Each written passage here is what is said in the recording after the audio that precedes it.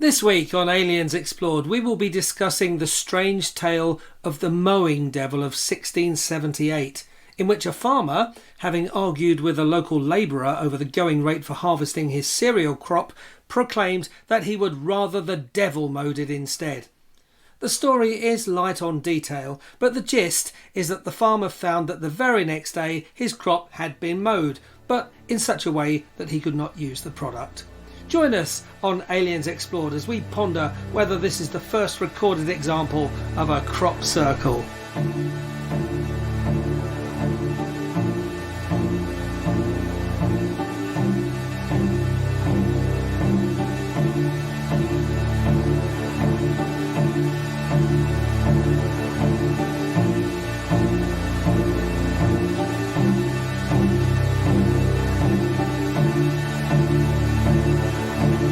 Aliens Explored is a weekly podcast exploring famous and obscure cases of UFO sightings, alien abductions and other strange events from both a believing and a sceptical perspective whilst keeping an open mind. I'm Stu Jackson, a professional actor and amateur ufologist with a particular interest in the crop circle phenomenon. I'll be debating that otherworldly visitations are real. The truth is out there. And I'm Neil Kelly. I'm a professional actor as well and used to work for the military as an intelligence analyst. I'll be arguing from a more doubtful point of view. I mean, it's all a bit far-fetched, isn't it?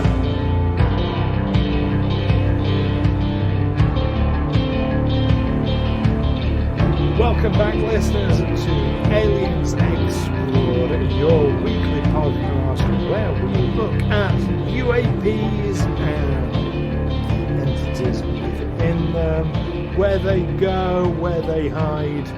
Nobody knows, but we try and investigate anyway and discuss what we can. I have no idea where I was going with that intro, but I am one of your hosts, Stu Jackson. And I'm your other host, Neil Kelly. How are you today, Stu?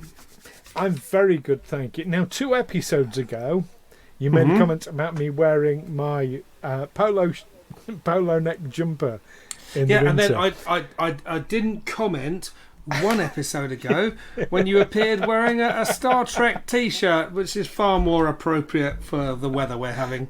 And you're wearing it again now. Excellent. I mean, for our listeners' benefit, we are recording 3 episodes back to back. Yes. I'm not just like not washing my clothes. I thought I'd get changed because I didn't want to make you feel warm. Because that's a thing that happens. If you see someone and they look warm, that makes you feel. But also, did I make you feel warm? Did I make you realise that you were too warm by pointing out you're wearing a polo neck sweater on a hot day? No, because it's quite thin. Okay. And I'm quite comfortable. Also, my flat is not. It's I think it's north facing or something, but it faces like basically I don't get the sun or very little sun into the place. And in addition, with my hypothyroidism, my external body temperature is always quite a bit high anyway, so that's just normal to me. Okay. That wasn't the answer you were expecting. That wasn't the answer I was expecting, no. I have to say, I'm glad I asked now. Speaking of unexpected things, if I was to have asked you before we came up with today's topic, when the oldest crop circle you thought was, what would you have said? I'd have thought probably 1980s or something. That's when people started noticing these things, wasn't it?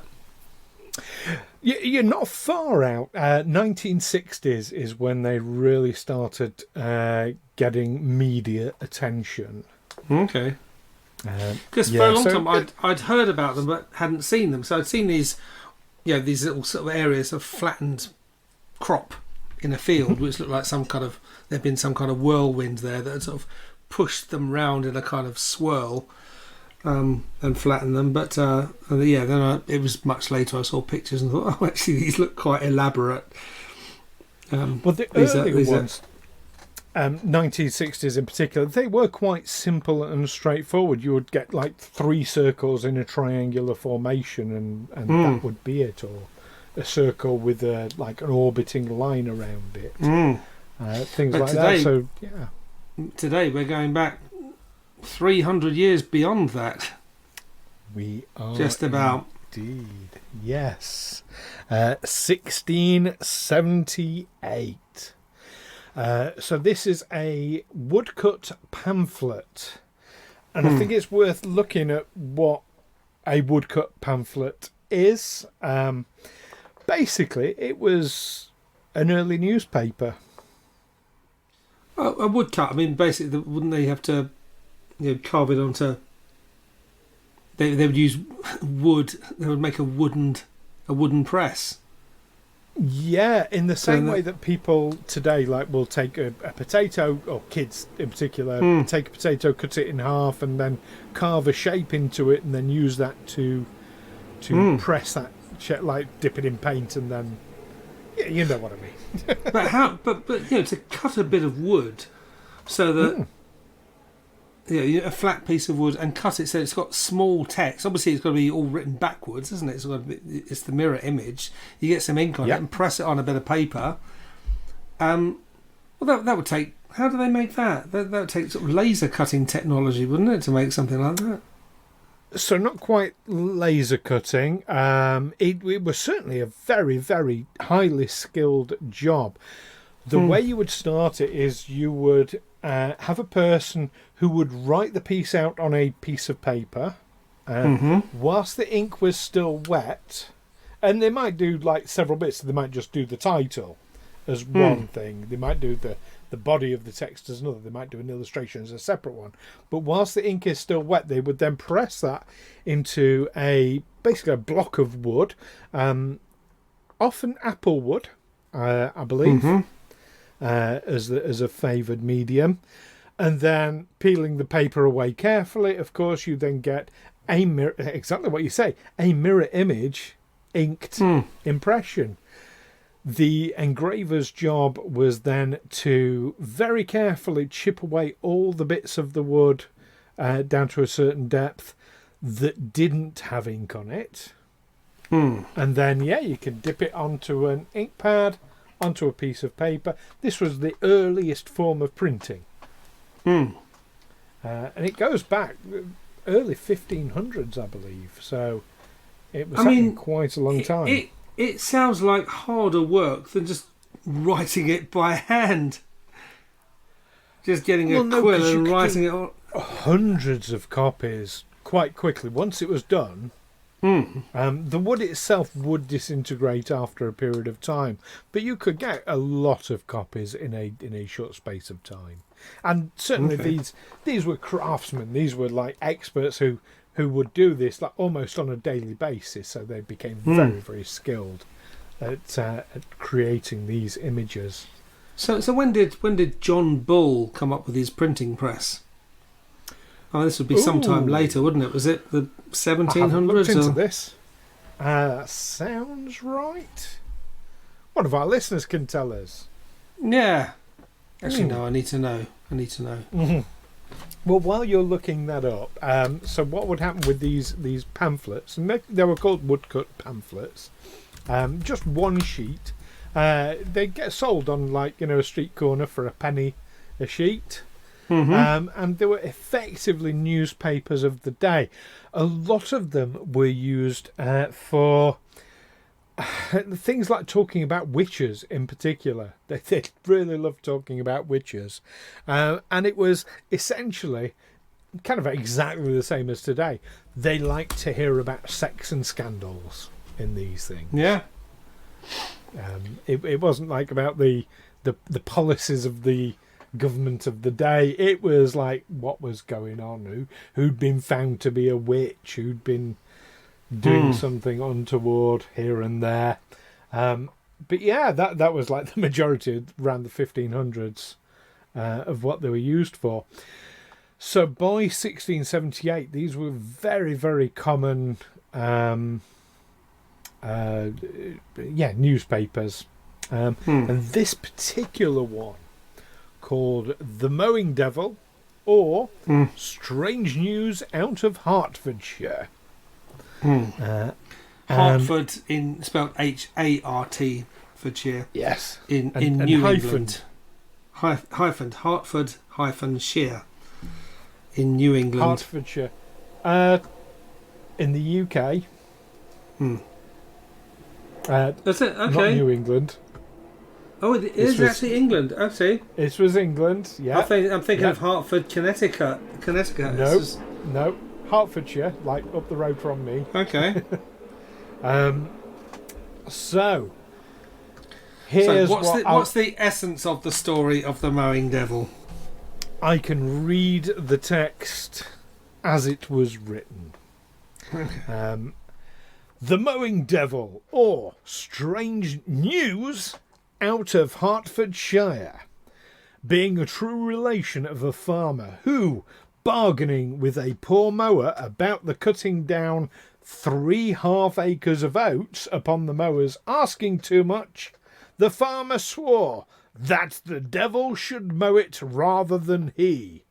And lo, it fell out that very night the crop of oats showed as if it had been all of a flame, but the next morning appeared so neatly mowed by the devil or some infernal spirit that no mortal man was able to do the like. Also, how the said oats lie now in the field, and the owner has not power to fetch them away. Do you want a translation? No, I thought there was more to the story. I thought it was that this landowner had gone to a local mower, offered him a price to mow his crop, to cut his crop. The mower said, no, I want more, asked for more money. The owner responded by offering less than his original offer. It doesn't sound like they're certainly not meeting each other halfway. They're going in opposite directions. Similar, just to sort of nitpicky tweak that slightly. Yeah. It says that the mower said, "Here's how much I want to cut your 3½ acres," and the farmer says, "No, I'd rather the devil did it." Okay, so you got the farmer saying, for instance, "I'll offer you." Nope. Three shillings to do it. Well, according to this, approached the mower about cutting down 3½ acres. So the mower said, "Okay, I'll do it for, say, 5 shillings." The farmer said, so the farmer didn't immediately say, "Well, what would you say to 4?" And then the mower said, "Well, 4½ maybe." It didn't go that way. It was the mower said, "I'll do it." I mean, according to what was this other account that I read of it? That's quite a narrative that isn't mentioned. Yeah, it's got to be said. In the month of August 1678, a wealthy farmer in Hertfordshire saw that his 3½ acres, so not 3½ acres, but 3½ acres of oats, they're saying here, were ready to be cut down. So he approached a poor neighbour who worked in the summer harvesting others' crops. The poor neighbour, as it behoved him, attempted to sell his labour for a good price, and so he asked a bit more than the going rate. This apparently incensed the wealthy farmer, who then offered the man much more under the usual rate than the poor man asked above it. Angry words ensued, and when the poor man tried to mollify his wealthy neighbour by agreeing to mow his crop at much less than the usual rate, the farmer declared that the devil himself should mow his oats before he should have anything to do with him. And of course that's what the devil apparently did.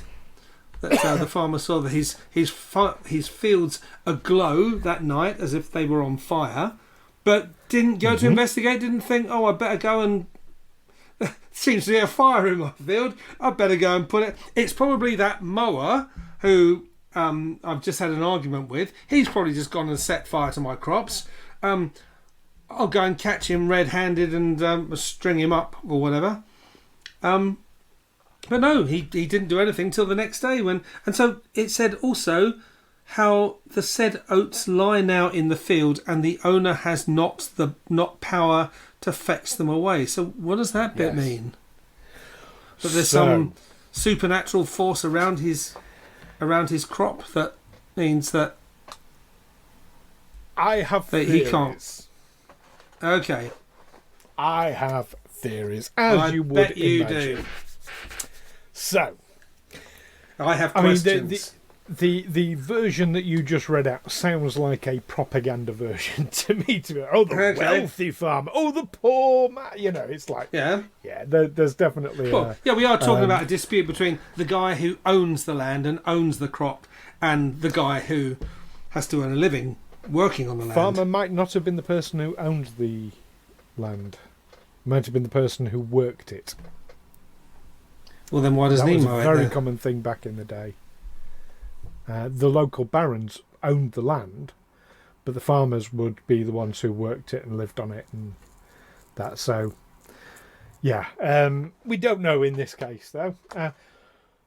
But common threads. We know that the field was lit up.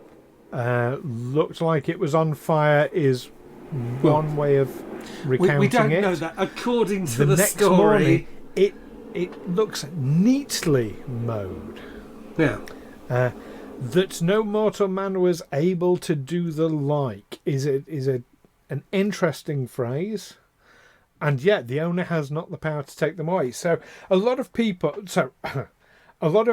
cereologists or crop circle studiers say that this is the first account of a crop circle, and this is the reason why we're discussing this on a podcast about UFOs, because the way it relates to crop circles, and this being the first recorded case of a crop circle. Yes, even though it's just a strange news or a tale told in a woodcut pamphlet. Yes, of 1678. A lot of crop circle deniers, let's say, or debunkers, will point to it and say, but hang on, it's not a crop circle because all the crops were cut, and that doesn't happen in a crop circle. They're laid down very neatly, not cut, and it says that the devil mowed it. So I'm going to point to a couple of elements, and I want to kind of address that specific challenge, as it were. It says that to have been neatly mowed in a way that no human does. When you cut crops by hand using a scythe, as one does, not that I ever have, but I've seen it done, when the crops fall, they fall quite haphazardly. It's untidy, and then you come along and you pick them up and you bundle them together, but it's really untidy the way they fall any old how. When you're in a crop circle, everything is laid very neatly. So in appearance, that sounds exactly like a crop circle to me. The idea that, okay, it's cut, but in crop circles they're not. It says that the owner could not remove them. No, because they were only bent, they weren't cut. That's why he couldn't scoop them up and bundle them off. He had not the power to fetch them away. No, you're reading a lot into this. It doesn't say. I mean, the story kind of ends halfway. It kind of says, okay, he sees a mysterious light above his field. That could have been a light that a human mower was working by. Decides not to investigate for some reason. You would think, that's my crop going up in flames, I better go and see to it, but no, doesn't. Just sees this light.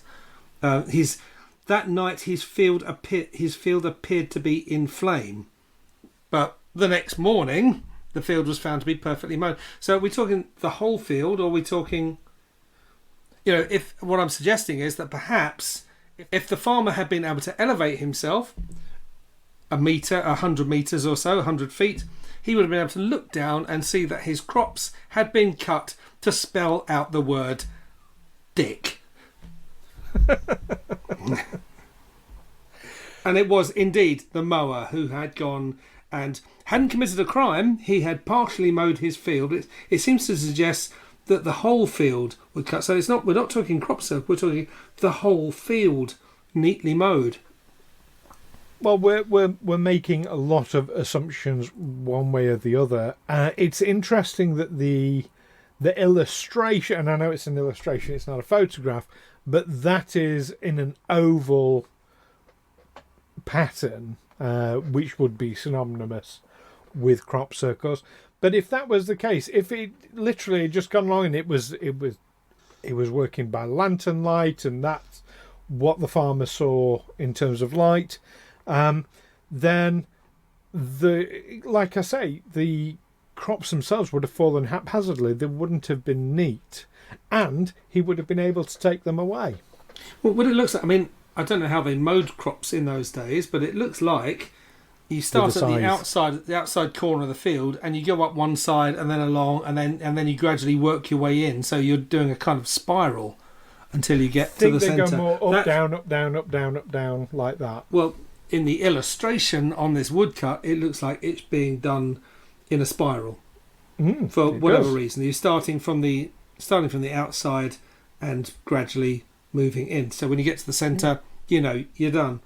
But it just says the owner has not power to fetch them away, even though they've been cut.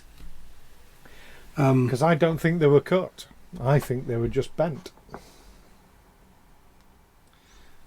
It doesn't say that though, does it? It doesn't. It says they've been mowed.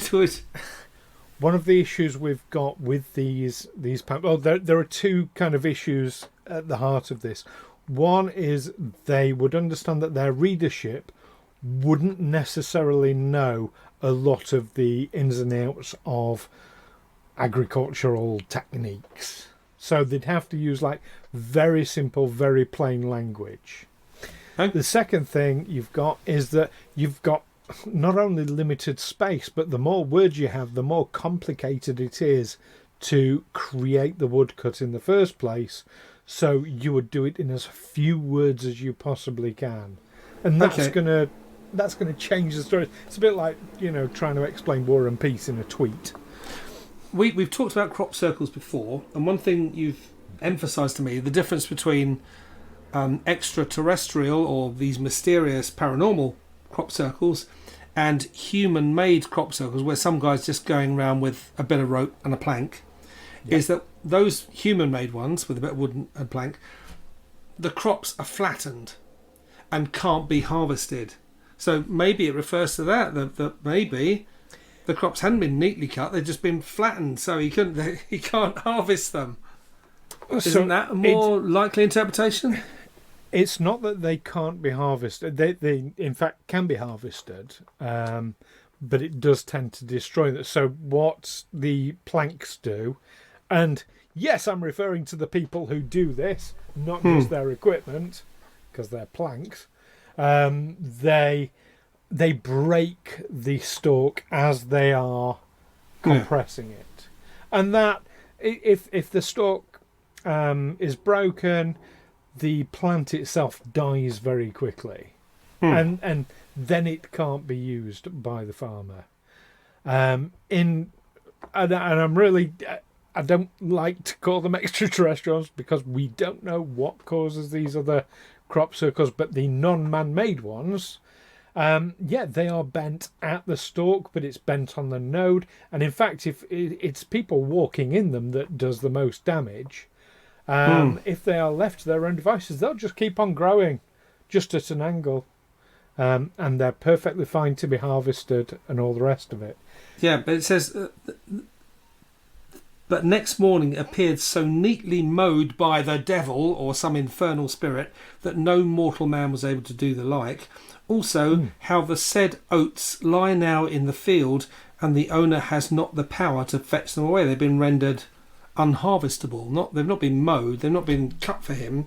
They've been rendered unused. His field's been destroyed by something or someone.